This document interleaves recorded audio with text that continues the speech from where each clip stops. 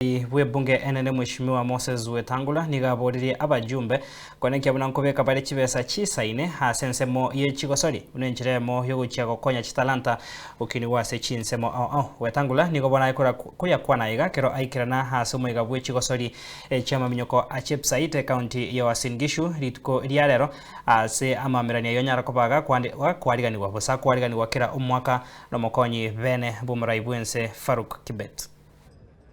Nimealikwa hapa kujumuika na jamii ya wakimbiaji wa Kenya,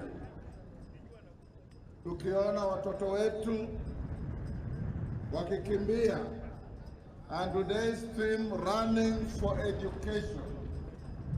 We run for education, we run for health, we run for fun. But today, athletics is without doubt the #1 marketing center and arena for our country.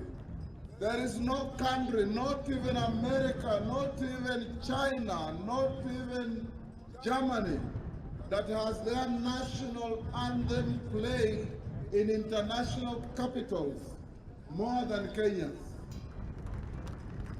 This is because of the tenacity, determination, and the will of our athletes. I will be part of this movement.